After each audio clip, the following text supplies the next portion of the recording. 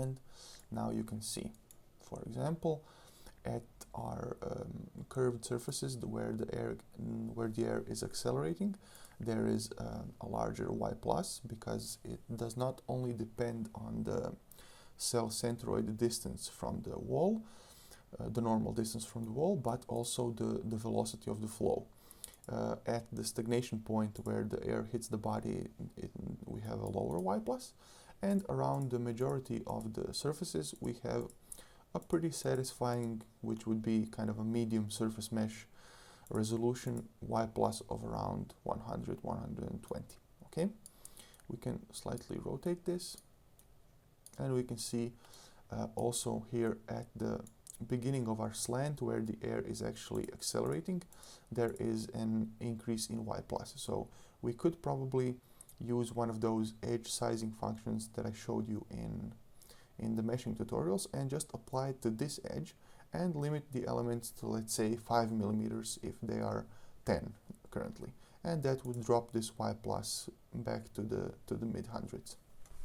Same with the rear surface here, we could maybe slightly increase the elements, and at the rear of the surface, actually here you do not want to be kind of increasing the element size, because we have our prisms are formed from the triangle cells that are at the surface mesh. So with a first aspect ratio of 5, the prism layer depends on the size of the surface mesh in this area, and basically you do want to have a nice surface mesh at the rear where there will be flow separation and vortexes forming. So you would probably just increase the wall distance. So maybe here we would use the inflation option, which wouldn't be program controlled, but we would just manually select the surface and increase the cell distance. We would use let's say a first height and fix that to a certain value, which would be higher than the current one, and keep the growth at 20% and 5 layers. So all would be well. Again, on the legs, probably we could slightly increase the wall distance, and that would be pretty much okay. But currently, the mesh fulfills all the conditions for the usage of wall functions, which is basically from about 30 to 300 in wall y plus. So that's kind of okay for now. And it gave us a good result for the coefficient of drag, which is all we really cared about. Another thing to display probably is the pressure coefficient. That's the thing that's always mentioned in the literature. So we would display it again on our AMAT body, and you would click display. And as expected, the maximum CP should be about 1. It shouldn't be higher than 1. And as you can see at the stagnation point where it will be 1, it's between 0.96 and 1.00. So that's pretty accurate. And Fluent Germany also said that if this went slightly further over 1, we should increase the number of cells between the velocity inlet and the stagnation point. So this is pretty much okay. Where the air accelerates, the CP drops into negative values, which is again correct. And this will happen again here over the rear slant where that begins, because the air is going to accelerate over this curvature here.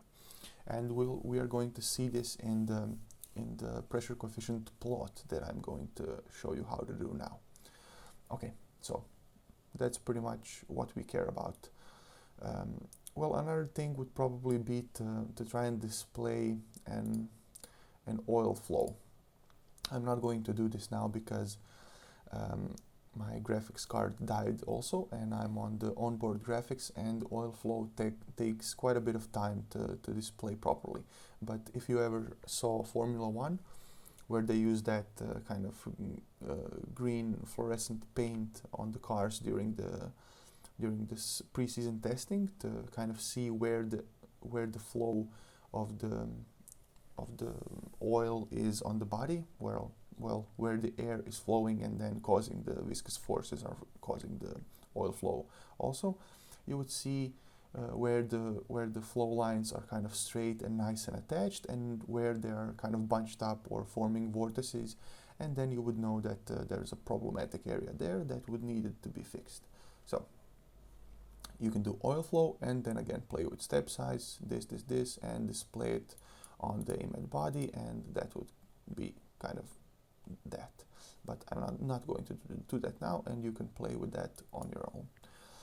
Okay, so another thing is plots. Okay, you could do an XY plot if you ever saw it in the books of like CP, and that's pretty easy to measure in real life. They just position pressure sensors all across, all around the body, and then you can compare your results to the experiment. Okay, so you go setup, and first thing you need to do is you need to create a new surface. Okay, and we would create an ISO surface, and the surface will be of constant mesh, and that just means it will create another ISO surface where we can plot stuff that would be basically at our mesh level, and that means it's going to pick out CP values from the nodes. Okay, okay, mesh, and we need a constant of x coordinate. That means just we're going to have a ring that surrounds our body at the surface size around some x variable. So if we put x at 0 here, that means it would be the line between the intersection of the body and the symmetry plane. And I'm just going to show you instead of talking. So you would pick your from surface. We wanted to create an ISO surface from our AMAT body, and we can leave the default name here and leave the 0 here, which would be at our center line, which is usually where they measure the center of pressure. Coefficient of pressure, sorry. So create, close, and then you would pick your x coordinate, and obviously we do not want to plot in the direction of x. We want to plot in the direction of z, which is along our length of the body. So put 0 here and put 1 here, and y-axis is going to be pressure, and it's going to be a pressure coefficient. Okay, and I'm just going to click plot. Okay, so obviously our 0, 0 is at the rear of the body, and we can see that the maximum CP of 1 is this point here, which is our front of the body. So basically I would just like this graph to go from left to right. So I'm going to put -1 here and replot. Okay, and this has created our CP plot. Now these points are kind of not too great for visibility, so I'm just going to format both these axes and the points. So under axis I would pick the y-axis because the x is okay, it's just a position in meters, and this one I do not want it to be exponential, I want it to be a general value. Okay, and click apply, click close, and replot again, and we can now see that it's basically going up to 1, and it looks much prettier than the power of 10th and blah blah blah. Okay, another thing you can do is curves, and then you would pick a line pattern, which is a full line, and I maybe want to make it red. Apply, close, and plot again, and you can see it has now pulled the line between all of our points. But I want to get rid of these points also, just for now. So again, curves, and marker style, none. Symbol is empty now. Apply, close, plot again, and we have our 2 curves. Okay, so obviously you would probably split your body into the upper surface and the lower surface. So you could plot 2 of them, and then you could display a name over each line, and you would know which is which. But since our body is just a whole surface as one, we just need to kind of use logic to determine which of these lines is which. As we said, as I showed you previously in the contour plot of the pressure coefficient, the air accelerates where the rear slant begins. So that's going to be this point here, okay? This is basically at around 20 centimeters behind from the end of the body, from the rear surface. So this is our upper surface, okay? We know that this is the upper surface going on here, here, dropping down and going back to 1. And the other one, this one here, okay, this one, the lower one, And going straight to the end, that is the lower surface of the body at where we put the x coordinate. And I'm just going to show you here in the graphics and animations, contours and pressure coefficient. Well, we can just use pressure, and I'm going to display it on this isosurface.